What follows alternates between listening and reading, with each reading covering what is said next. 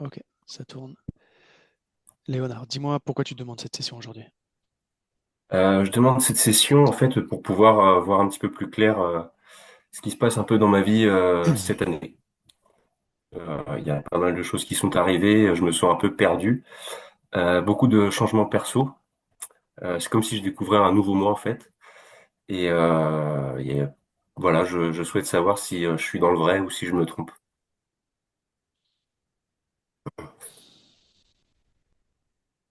J'ai eu une rencontre assez forte. Euh, donc déjà, ce que je tiens à préciser, c'est qu'avant de prendre ce rendez-vous, j'ai regardé, je pense, les 90% de ta chaîne. Et ça m'a convaincu, en fait, justement, de prendre ce rendez-vous aujourd'hui. J'ai regardé notamment enfin, une grande partie de tes sessions, tous tes contenus additionnels, que ce soit tes petites vidéos, encore celles que tu as publiées aujourd'hui, ou hier, pardon, et également l'enquête que tu avais fait à propos de flammes jumelles, je crois. Et du coup, en fait, c'est ce qui m'a conduit ici, c'est que j'ai fait une rencontre cette année, tout début d'année, qui a d'abord été une rencontre virtuelle, et qui ensuite s'est concrétisée sur le plan physique, on va dire.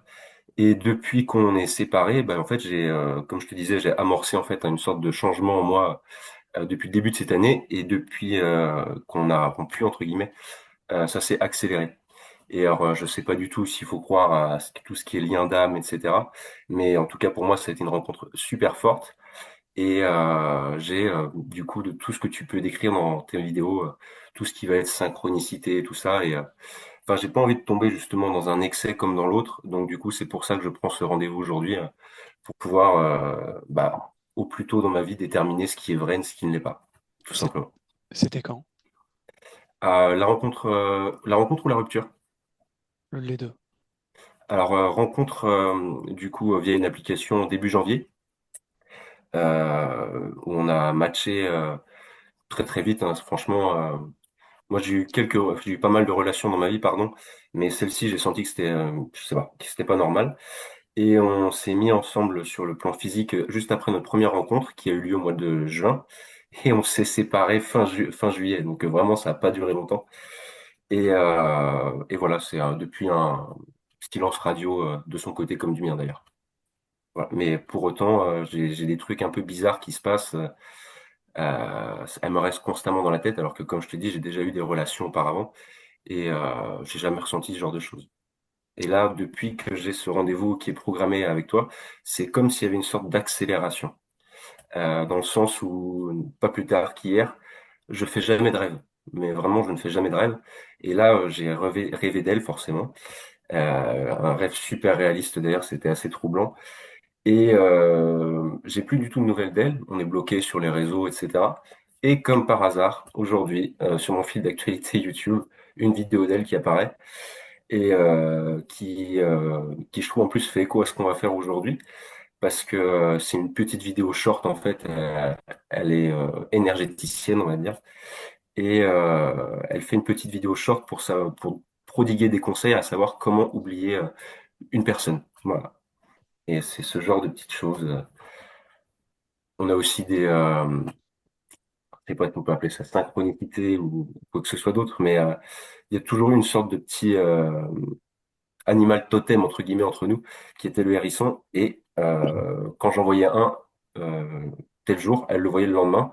Et depuis quelques semaines, eh ben, rebelote, ça repart. Il y a toujours. Et puis après, je passe à côté des heures miroirs et tout ça, parce que je pense qu'il y a aussi un biais cognitif qui joue là-dedans. Donc ça, pour moi, j'essaie de les mettre de côté.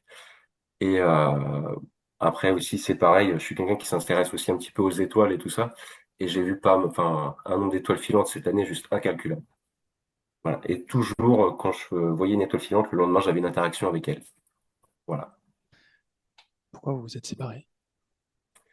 Euh, à vrai dire, j'ai pas vraiment d'explication. Tout ce que je peux te dire, c'est que c'était très fusionnel, ça c'est clair, très passionnel.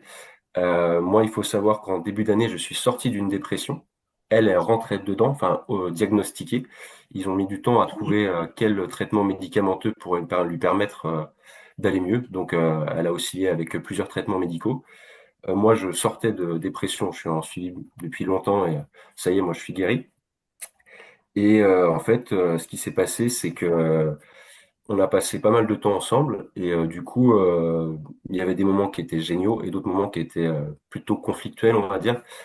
Et moi, je sentais quelqu'un en face de moi qui était toujours très, très inquiète, très, comment dire, bouffée par ses peurs, on va dire. Et du coup, un beau jour, je reçois un message pour me dire que voilà, elle décide de mettre un terme à cette relation. Suite à une petite semaine qu'on avait passée ensemble chez moi, tranquillement. Voilà. Alors, ce que je tiens à préciser aussi, c'est qu'une semaine avant cette première séparation, il y en avait eu une autre, où là, ça avait été pareil, un petit florilège de messages de sa part. Elle me faisait des reproches un peu stupides, entre guillemets, que je vais pas forcément détailler ici, mais c'est vraiment des détails vraiment très futiles. Et j'avais même pas pris la peine de répondre à ces messages. Et 3, 4 jours après, du coup, sans réponse de ma part, elle est revenue vers moi pour me dire qu'elle était absolument désolée, qu'elle avait envoyé ces messages sous le coup de la peur. Et puis, du coup, derrière, on a décidé de retenter notre chance, entre guillemets. Et voilà. Ok.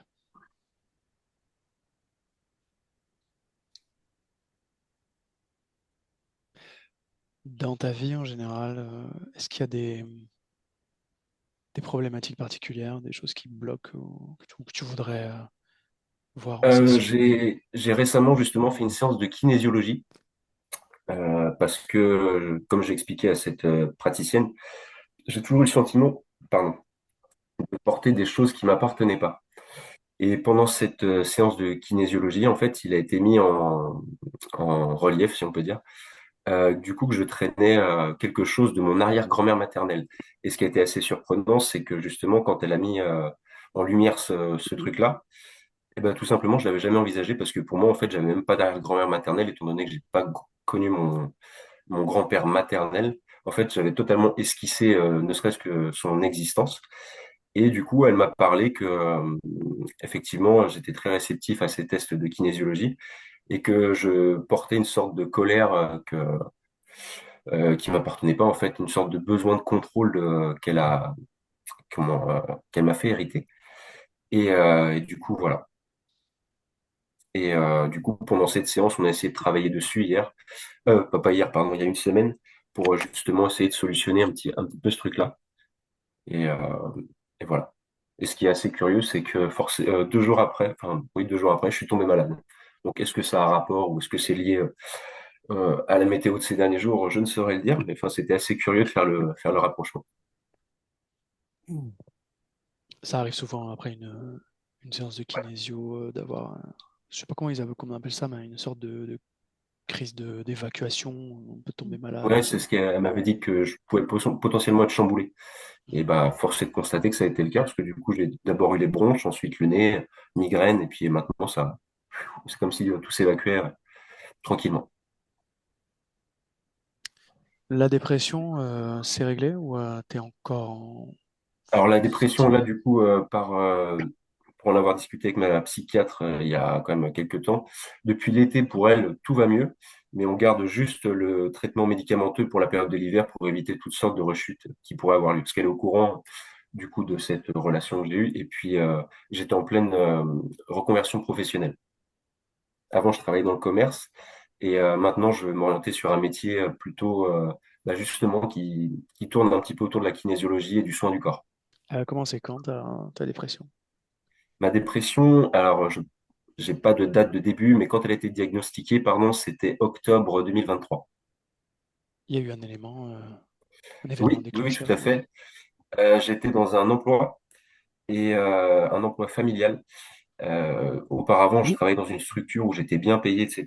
Et en fait, un membre de ma famille qui a ouvert un commerce m'a proposé de le rejoindre pour travailler avec lui, avec un certain niveau de rémunération, et puis travailler aussi également avec un de ses associés. Et ce qui s'est passé, c'est qu'en fait, quand j'ai mis les pieds dans cette boîte-là, je remplaçais le fils de l'associé.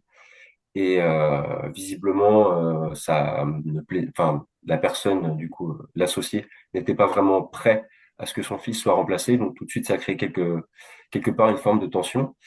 Et un beau jour, je suis pas trop quelqu'un qui se laisse faire. Donc un beau jour, je lui ai dit ces 4 vérités. Et puis, je suis parti comme ça en plan. Et bah, malheureusement, du coup, je me suis retrouvé au chômage derrière. Et du coup, je m'en suis voulu d'avoir pris cette décision parce que j'avais quand même un membre de ma famille qui travaillait dans cette boîte. Et je me suis dit, ouais, là, peut-être que tu as déconné quand même, tu as mis des membres de ta famille qui t'a proposé un poste, qui t'a rien demandé, tu l'as quand même mis en difficulté pour une période de l'année, les fêtes de Noël, donc c'est toujours une période un peu compliquée. Et donc, bah, à partir de là, du coup, je pense que ça a été un élément déclencheur, mais c'est pas à proprement parler ce qui a fait que j'étais en dépression. Ok. Est-ce que tu voudrais rajouter quelque chose ou est-ce que tu penses qu'on a fait le tour? Je pense qu'on a fait le tour. Après, si toi, tu as besoin d'avoir d'autres éléments, je, je suis tout ouvert. En fait, je sais pas trop s'il faut trop en dire, s'il faut pas assez en dire. Du coup, je préfère rester. Voilà. Et puis, si tu as besoin d'éléments, bien entendu, j'y réponds. De On peut y toute aller façon, comme je suis ça. prêt à tout pour cette séance, donc il n'y a pas aucun problème de mon côté. Écoute, moi, j'ai tout ce qu'il me faut. On peut y aller. Bon, bah, Si c'est bon super. pour toi. Très bien. Ok. Je te laisse couper le micro. Je te Ouais. récupère après. Alors, En bas à gauche, ouais. Parfait. Stéphanie, Oui, est-ce que tu es avec lui? oui, oui. Il est arrivé tout de suite. T'as vérifié? Donc c'est bien lui, c'est bien Léonard. Donc il se présente, il est torse nu, il est habillé juste avec un short, un peu, je vais dire, en tenue de boxeur. Et il sautille sur place. Il s'entraîne. Il m'explique qu'il est en plein entraînement, que pour ça, ça lui demande énormément d'efforts, que dans cet effort, il y a une sorte de lutte avec lui-même. Et il met des coups comme ça, comme un boxeur. Et en fait, il m'explique qu'il essaye d'éloigner de lui certaines choses. En fait, c'est comme s'il essayait de se créer un espace de façon euh, à ce qu'on ne l'approche pas. Il est dans une espèce de défense. Il a besoin de se défendre parce qu'il m'explique aussi qu'il a souvent été comme attaqué et que ces attaques ont été violentes, que ça l'a mis à genoux et qu'il a souvent eu du mal à se remettre debout et que là, justement, ben, le fait de s'entraîner, il m'explique qu'il veut travailler son endurance, sa performance. Et derrière tout ça, il y a quelque chose qui se rapproche de vouloir toucher presque la perfection. Euh, c'est comme si il s'imposait énormément de choses justement pour se maintenir là-dedans.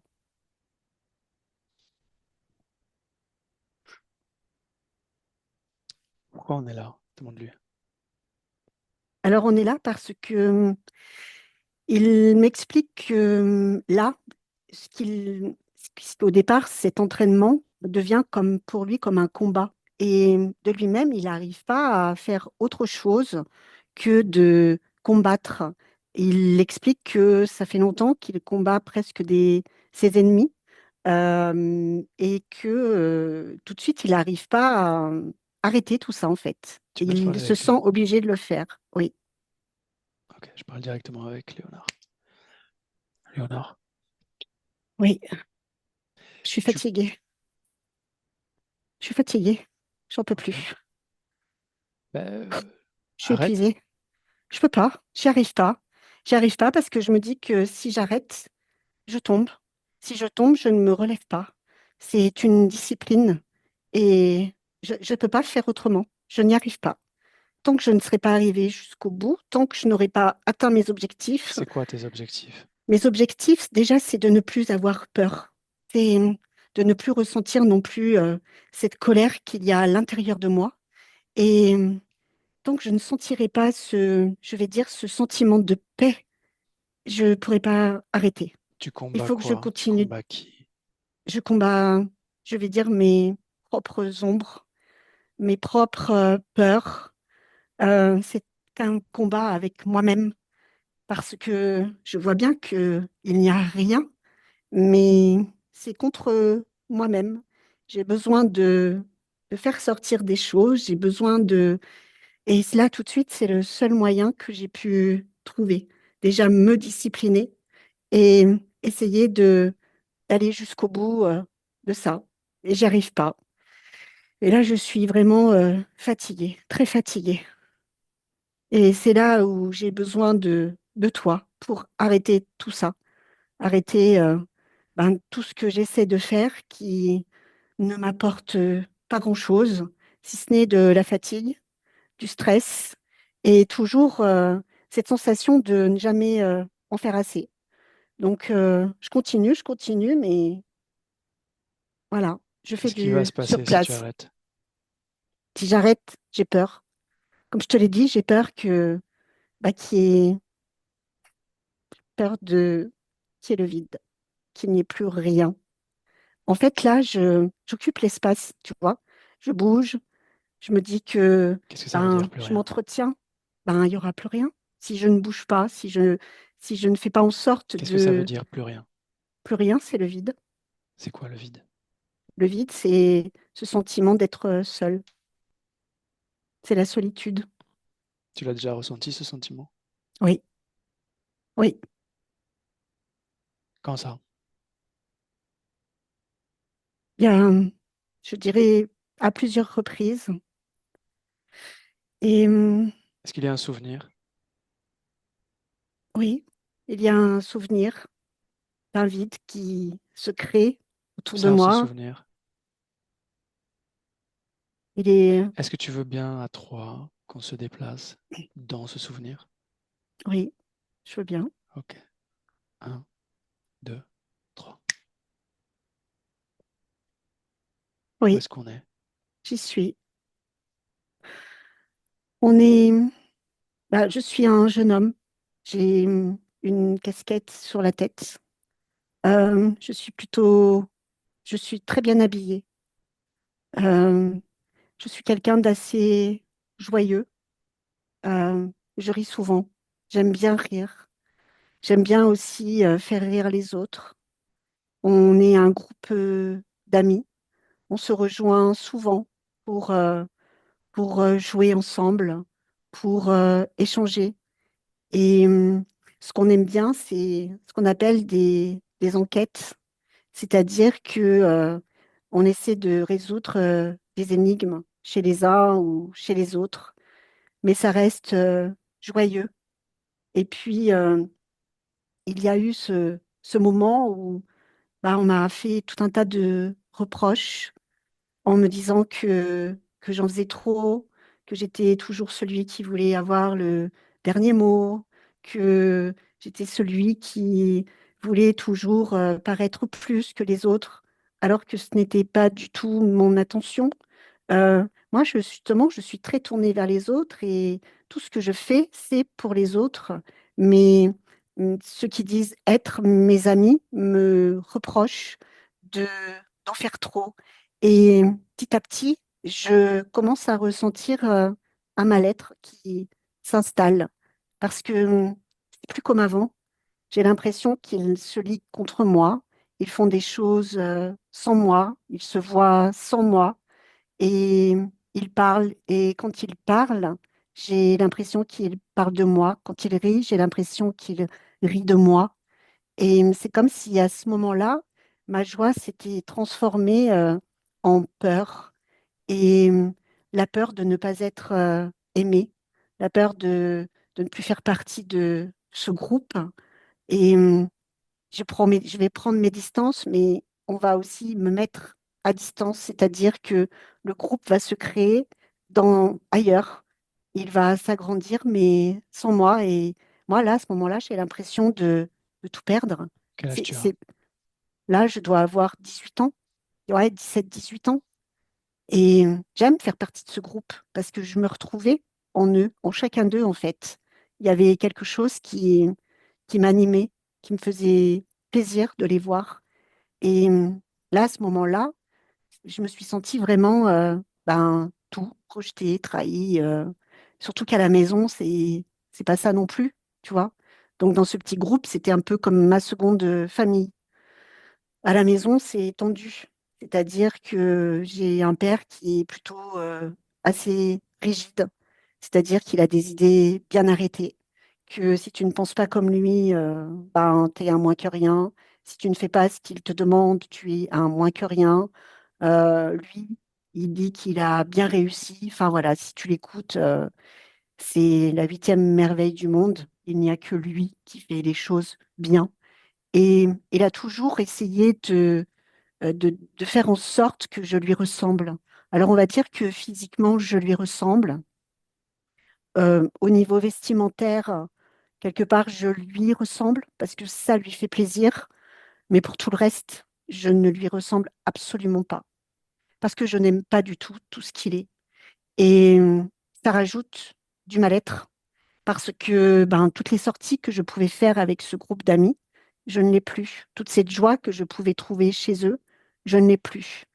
Je reste comme ça à rôder, je vais dire même à zoner. Je sors dans la rue, les mains dans les poches, et je marche comme ça, dans le noir, jusqu'à me perdre. Me perdre dans les bars, me perdre dans les bagarres. Je vais comme devenir un espèce de voyou. On dirait voyou, mais je suis pas. On va dire que c'est un voyou un peu chicos, parce que je n'ai rien d'un voyou. Mais j'ai pas. En fait, j'ai envie de faire tout l'inverse de ce qu'on attend de moi, parce que jusqu'à maintenant, j'ai toujours voulu faire plaisir à tout le monde, mais ça ne m'a rien apporté. Donc voilà, je vais errer comme ça un certain temps. Alors oui, je vais picoler, je vais même, comment je pourrais dire, passer de femme en femme. Je vais quelque part leur donner ce qu'elles veulent sur le plan physique, mais pas d'attache. Certainement pas. Les voyous, ça n'a pas d'attache. Et le fait que j'ai vécu tout ça, j'ai pas envie de m'attacher parce que j'ai pas envie de souffrir. Je souffre déjà suffisamment, donc j'ai pas envie de me rajouter quelque chose en plus. Donc voilà, je vais finir par me détester, voire même haïr mon reflet dans la glace, dans le miroir. Mais dans cette forme de rejet de moi-même, en fait, j'y trouve presque un certain plaisir parce que je sais que je fais tout l'inverse de ce qui est attendu de moi sur le plan familial. Et ça m'apporte du plaisir. Mais je souffre parce qu'il y a à l'intérieur ce vide que je ne vais jamais remplir. Et je vais le dissimuler si bien que je vais être détestable pour beaucoup de personnes.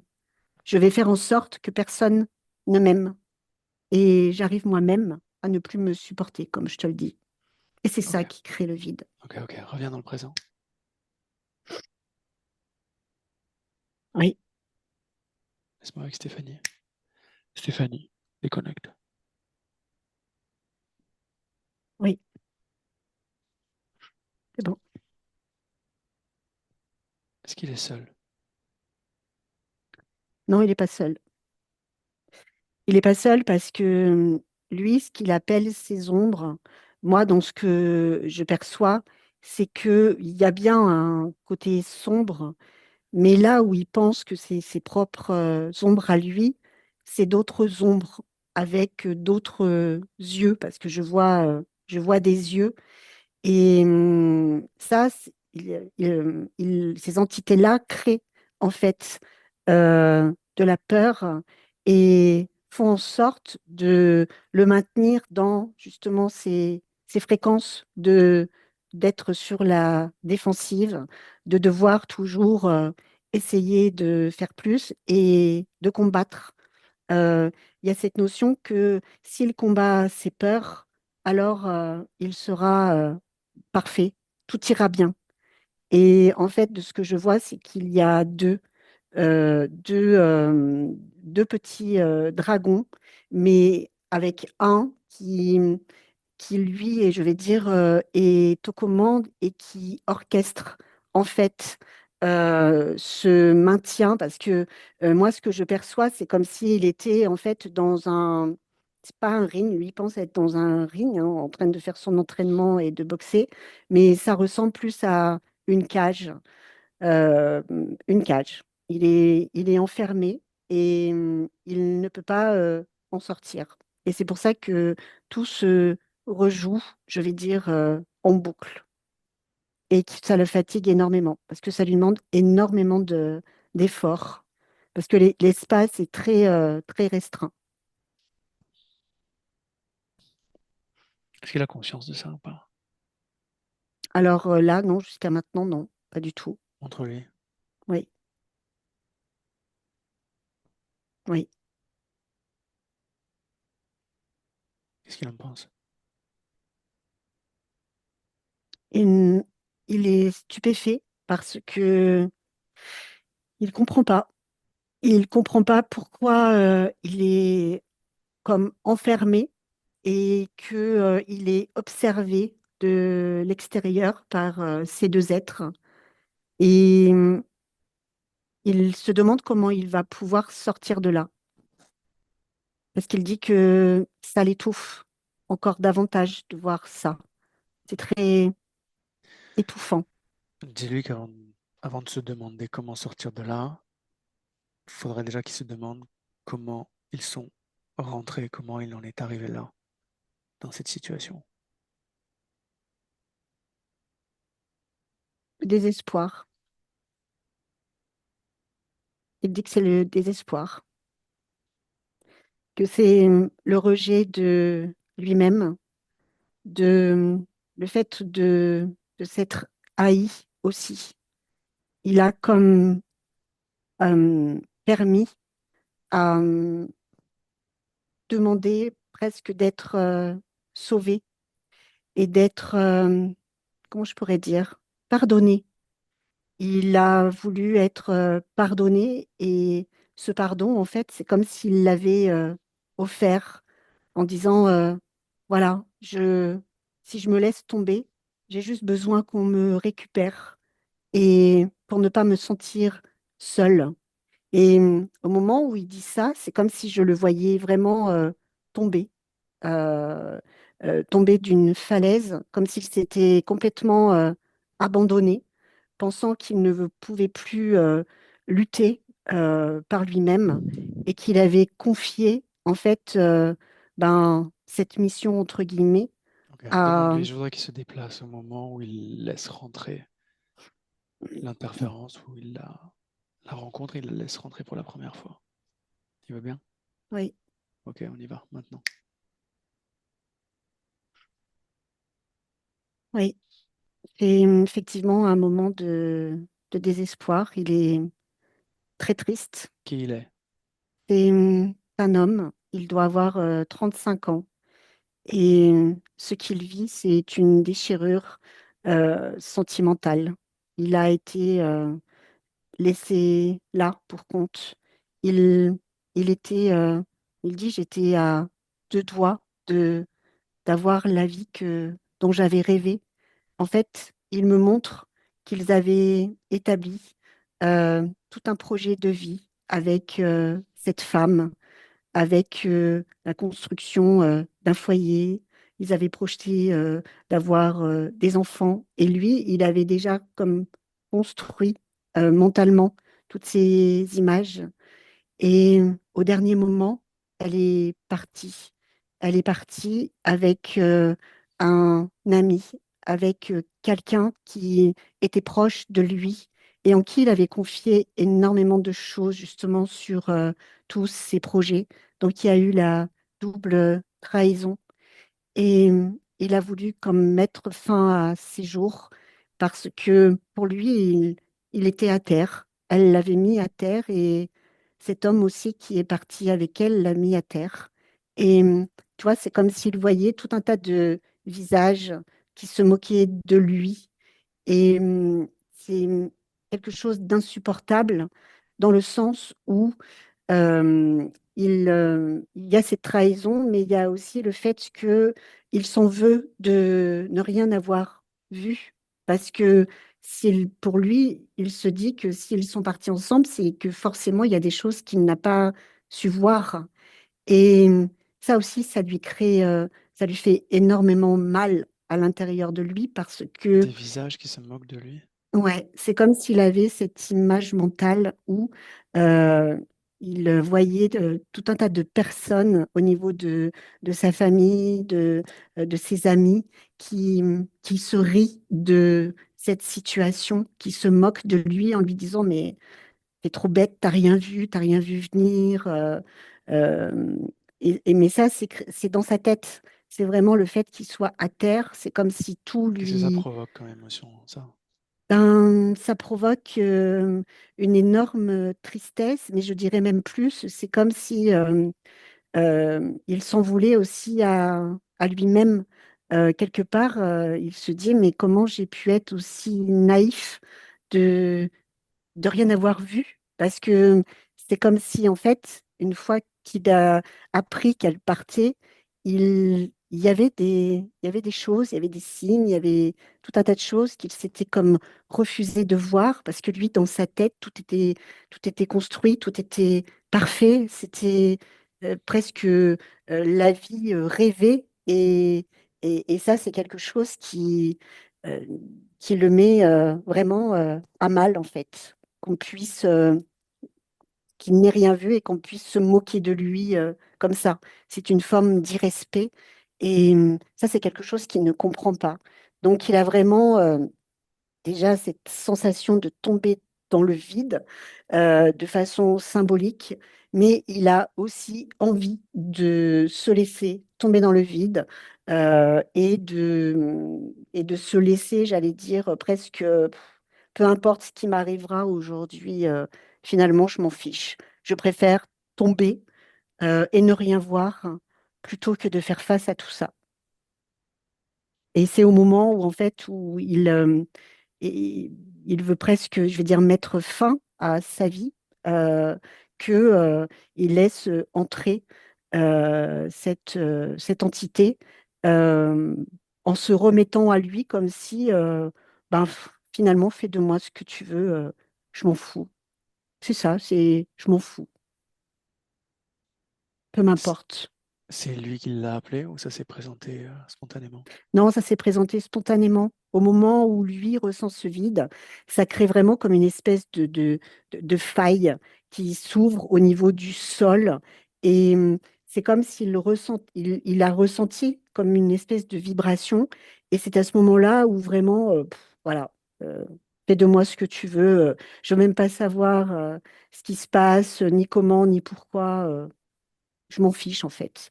C'est une sorte d'abandon de lui-même presque pour ne plus ressentir toutes ses émotions parce que c'est vraiment très, très difficile pour lui de ressentir tout ça. Ça fait trop d'un coup. Reviens dans le présent. Oui, Il est toujours dans la même situation. oui. Par contre, ce qui a changé, c'est que il a arrêté son entraînement, il arrête de se battre et c'est comme s'il, je le voyais baisser la tête et pleurer. Il pleure, Pourquoi il il pleure? relâche.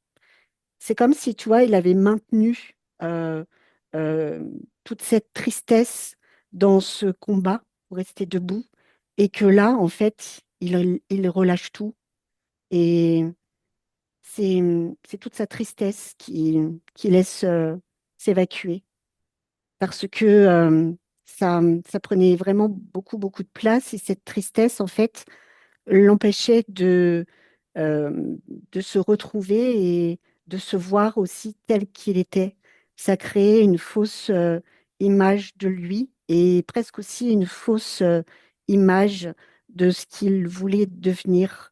Et c'est ça, en fait, l'objet de la lutte. C'est ne pas montrer sa tristesse et son désespoir. De quoi elle est composée, cette tristesse?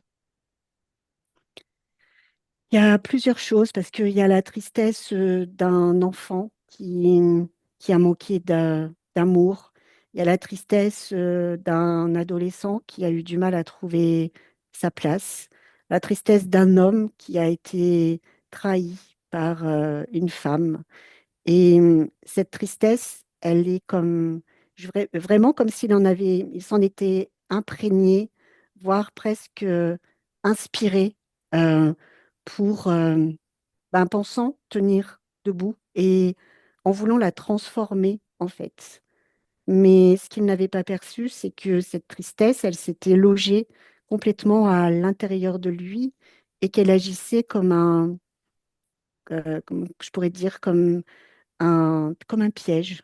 Ouais, c'est ça, un piège. Parce que cette lutte, c'était juste un, un faux semblant qui lui permettait, où il pensait tenir debout. Mais, et tu vois, là, quand il relâche, ça, il y a cette sensation d'être malgré tout apaisé parce qu'il s'autorise enfin. Il ne voulait pas arrêter son Oui, truc là parce oui, il avait peur de tomber dans le rien, le vide, le néant. complètement. Est-ce que c'est toujours le cas ou pas? Non, non, parce qu'il voit que c'est quelque chose qui l'apaise et qui le ramène à, bah, à tout ce qu'il est en fait, à tout ce qu'il vibre par lui-même. Il n'y a pas besoin d'être fort, il n'y a pas besoin d'être costaud, tu vois, parce que dans cet entraînement, il y avait cette notion de carrure, de, d'homme aussi. Non, il se dit que il peut aussi être sensible, avoir des émotions et que c'est pas quelque chose de négatif. Et tu vois, cette négativité, ça me ramène à tous ces visages qu'il pouvait décrire, qui pouvaient se moquer de lui. C'est comme si à ce moment-là, il s'était senti atteint dans sa virilité et que il s'était senti aussi atteint justement dans le côté émotionnel. Parce que un homme, ça pleure pas, un homme, ça fait face, un homme, ça ne se fait pas avoir. Enfin, il y a tout un tas de croyances derrière tout ça.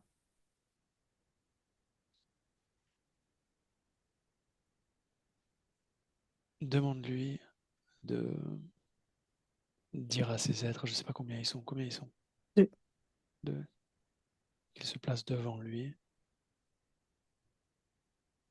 oui, Est-ce qu'ils le font? oui, oui, ils sont devant lui. Qu'est-ce qu'il veut en faire?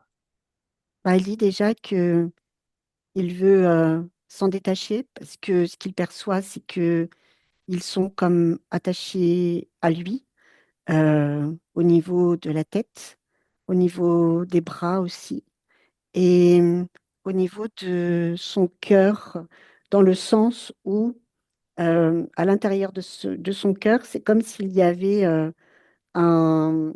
Ils avaient installé un, un espèce de programme dans lequel il y a l'amour et ça sera toujours compliqué. Tu vas toujours souffrir et il va devoir toujours falloir que tu te battes pour être aimé et aimer, en fait, si tu veux que ça dure. Il faudra toujours montrer le meilleur de toi-même, Ok, qu'est-ce qu'il veut faire? d'enlever. Est-ce qu'il sait comment faire? Oui, il le sait. Il le prend et il le retire. Très bien.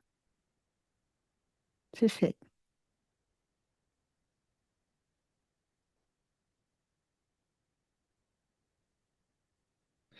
Cette tristesse-là dont il parlait, elle est où? À l'intérieur de lui.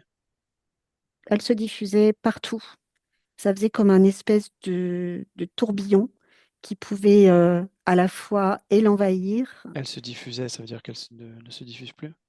Non, non, elle est stabilisée dans le sens où c'est comme si elle était acceptée et comprise en fait. Parce que le fait qu'il soit toujours justement dans cette lutte, ben indirectement, il luttait contre elle et elle luttait Ok, mais justement pour se manifester. pour autant, est-ce qu'il y a un programme qui produit cette tristesse-là à l'intérieur de lui? Ou pas? Non, non, non. Non, non, c'était C'était vraiment, quoi alors? bah, c'était, comment je pourrais dire, c'était vraiment comme une vibration qui s'était complètement figée à l'intérieur de lui et qui le maintenait euh, dans ce que lui pensait être son équilibre. Mais c'était pas un programme comme je peux le voir d'habitude. Là, c'est vraiment une énergie. Il avait pris ça comme une énergie pour le transformer et comme survie, en fait, comme un instinct de survie. Sa Et là, peur de tomber dans le vide, est-ce qu'elle est, oui, est-ce qu'elle est toujours là ou pas? oui, ça par contre, c'est toujours là. Ok. C'est au niveau de son nombril. Qu'est-ce qu'il veut en faire? Bah là, c'est pareil, il dit ça aussi, je le retire. C'est bon. Les deux entités, elles sont là ou elles sont parties? Non, elles sont toujours là, Qu'est-ce qu'il mais veut en faire? il s'est détaché d'elles, hein. Et pareil, il veut les retirer. C'est bon, c'est fait. Il a fait quoi? Bah, en fait, il a comme ouvert une porte. Il les a éjectés de l'autre côté, il a refermé la porte et voilà. Ok. Est-ce que le décor est toujours le même ou est-ce que il y a du changement? Alors, il est sorti de cette cage et là, il est habillé. Il est plus du tout dans la même configuration et même, je vais dire, l'apparence a changé, c'est-à-dire qu'il est plus dans ce rôle de vouloir montrer les muscles et tout ce qu'il avait fait pour en arriver là. Il revient, je vais dire, à une apparence ordinaire. Et c'est comme si tout son corps était complètement relâché et détendu. Il n'y a plus tout ce stress qu'il pouvait y avoir à l'intérieur pour maintenir tout ça. Ok. Il est dans son corps physique? Oui, eh oui. Fais un scan. Dis-moi si tu détectes quoi que ce soit qui vibrerait à basse fréquence ou quoi que ce soit qui serait étranger à sa vibration à lui. Non, parce qu'en fait, il a vraiment retiré tout ce qui pouvait créer, euh, comment je pourrais dire, euh, euh, une fuite de lui-même. Tout ce qui pouvait créer, comment je pourrais dire, tout ce qui pouvait créer quelque chose qui le maintienne en survie. euh, et qui pouvait provoquer justement toute cette fatigue. C'est-à-dire cette sensation de ne jamais devoir arrêter, de toujours vouloir en faire plus, etc., etc. Tout ça, il l'a retiré parce que ça correspondait aussi à une programmation. Donc là, non, il n'y a plus rien. Ok. En 2023, il déclenche une dépression à la suite d'un événement. Est-ce qu'il y a une cause ésotérique à cette dépression ou pas? Oui, parce que c'est le mot perte, c'est la perte. Pour lui, à chaque fois qu'il y a ce mot perte, ça crée comme une résonance et ça le ramenait justement à tout ce qu'on a vu au niveau de l'interférence, la tristesse, le fait de tomber et au programme qui était installé. Et c'est vraiment lié à un mot, en fait, qui fait comme je sais pas, comme un électrochoc et qui La donne cette perte. sensation, ouais, la perte.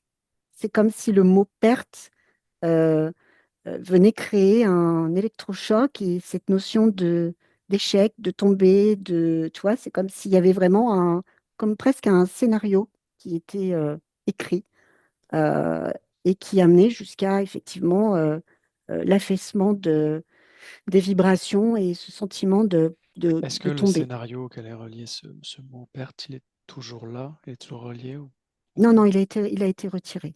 Ok.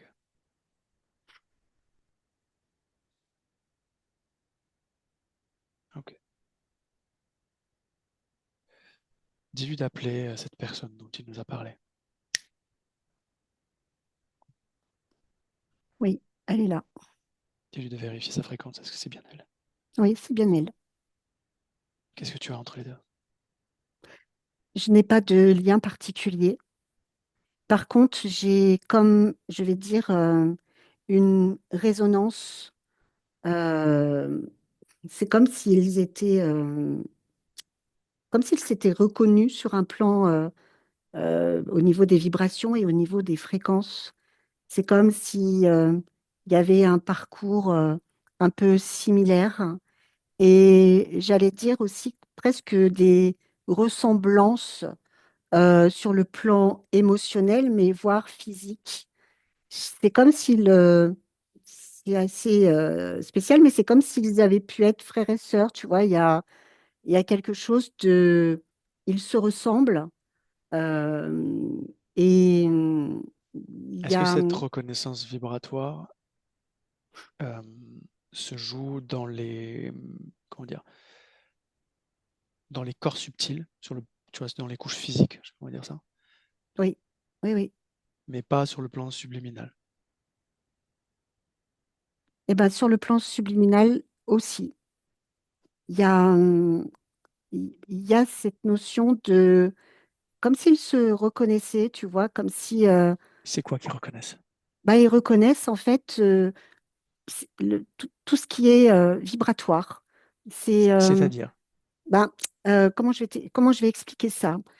C'est comme s'ils vibraient au même niveau et comme si au niveau de leur âme, il y avait une forme aussi de presque de reconnaissance dans le sens où euh, on se connaît, on se reconnaît, on a vécu des choses similaires. On se reconnaît, que je comprenne bien, oui. ils se connaissent déjà ou ils ont vécu des choses qui peuvent être similaires vibratoirement et c'est ça qui est reconnu.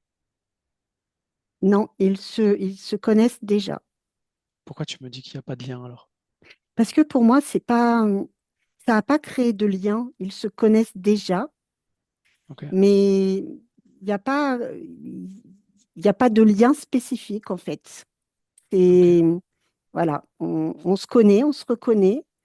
On, je sais pas, il y a une forme, Est-ce qu'elle est liée de près ou de loin à ce qui a été vu précédemment? oui, De quelle oui. façon? Ben, ils se sont déjà rencontrés.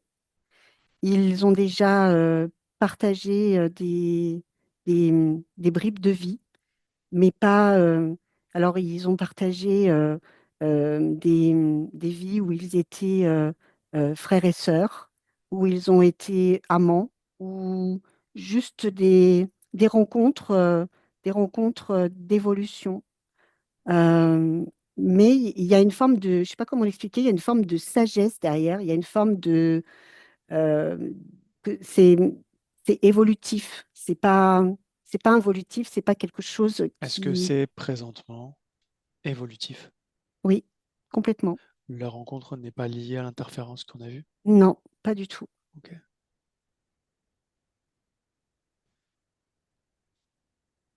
C'est comme des âmes qui Pour s'accompagnent. autant, il n'y a pas de lien.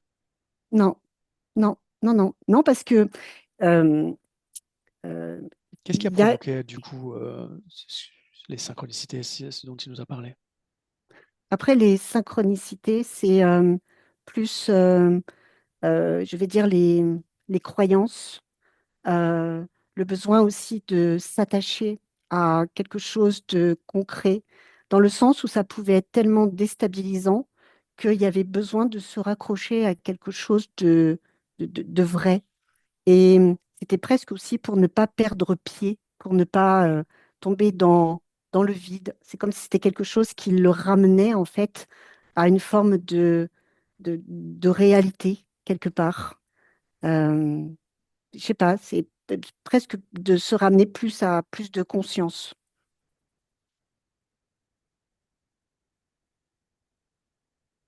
Ok.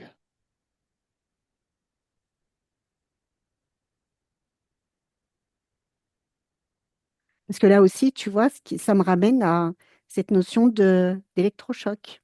Électrochoc et la perte.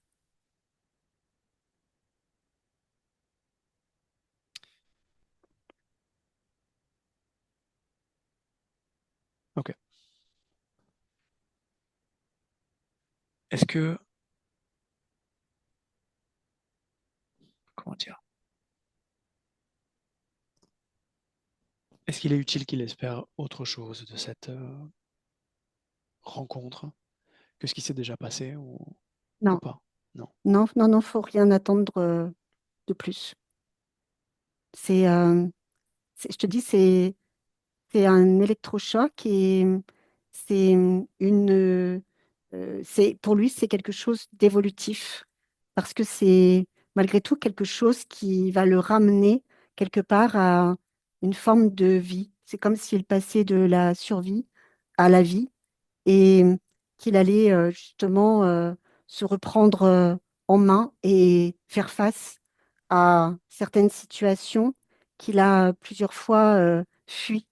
C'est le ramener à ses responsabilités, mais aussi le ramener à vraiment qui il est, à se prendre en charge et à ne plus avoir peur et ne plus fuir.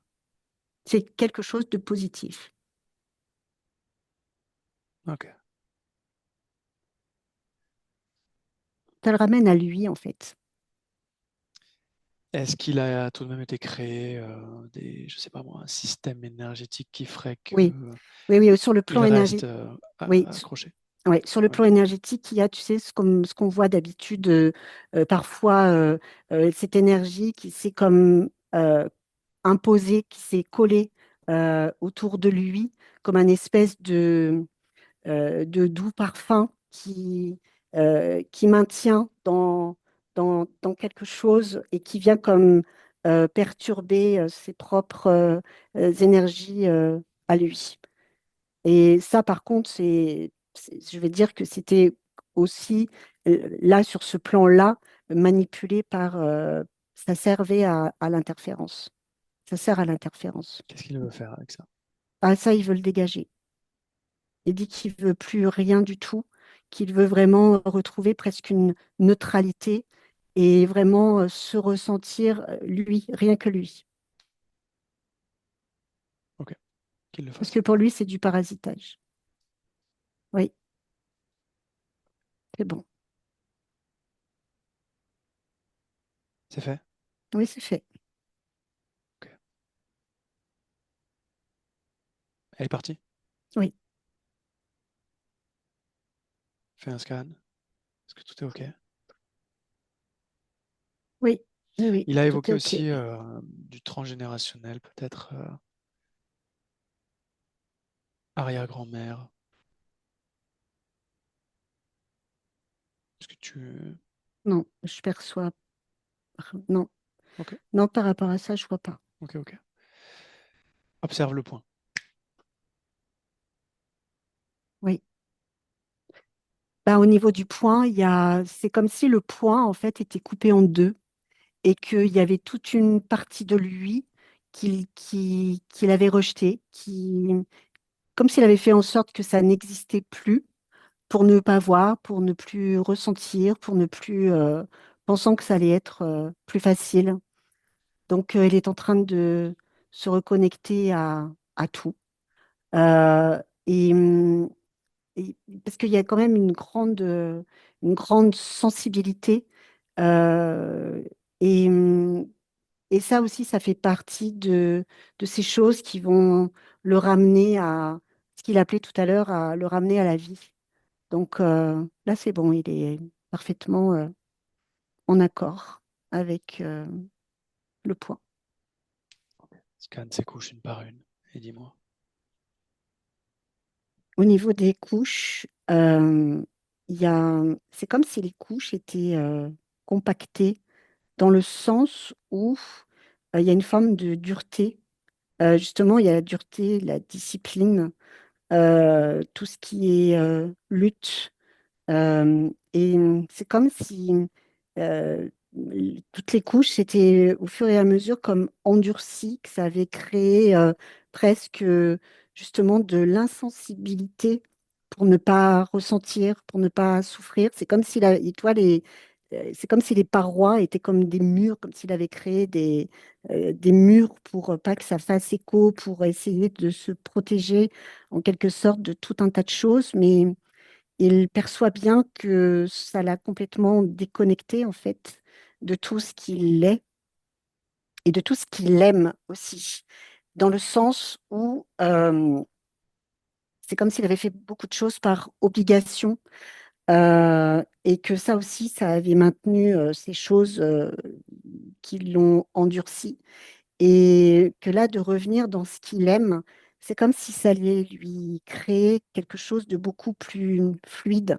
beaucoup plus souple. Il y a plus de souplesse et il y a plus d'accord en fait avec, avec l'extérieur. Il n'y aura plus besoin de montrer, de prouver, voilà, c'est beaucoup plus fluide. Et sur la partie mentale, il y avait comme une forme de... ça ressemble comment je pourrais dire, à des projections. C'est comme si il y avait besoin de faire tout un tas de projections avant de passer à l'action. Et ces projections étaient comme très liées à ces espèces de blindages, de murs qu'il avait mis en place.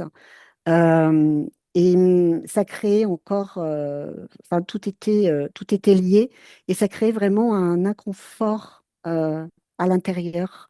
Donc là, c'est pareil, il est en train d'enlever ça et c'est beaucoup plus aéré déjà et même au niveau respiratoire, c'est plus facile de respirer, c'est moins compliqué. C'est comme si tout avait été compliqué jusque-là, comme si il fallait rendre les choses compliquées, alors que tout est simple. Et là, c'est bon. Tout est OK. Oui, tout est OK. Est-ce qu'il aurait un message à adresser à sa partie physique avant qu'on le laisse? Oui, il dit à la partie physique que cette partie physique, elle a besoin de respirer le grand air. Elle a besoin de s'aérer aussi l'esprit. Elle a besoin de ressentir davantage ce qui se passe à l'intérieur et que dans tous les cas, le sentiment de confiance est là et que à partir d'aujourd'hui, il n'a plus à combattre quoi que ce soit. Il a juste à suivre son intuition et simplement à ressentir euh, les plaisirs simples de la vie. Et c'est comme s'il disait à la partie physique aussi qu'elle va se remplir de rire, de joie, parce que je le vois rire et je le vois être heureux. Et c'est tout. OK. Tu te déconnectes et je compte maintenant de 1 à 3. Et à 3, tu reviens dans le présent parfaitement réveillé. À 1, tu es déconnecté complètement de tout et de tous. À 2, tu choisis l'émotion parfaite pour cette soirée. Tu la crées dans ton corps et tu la fais circuler partout dans ton corps.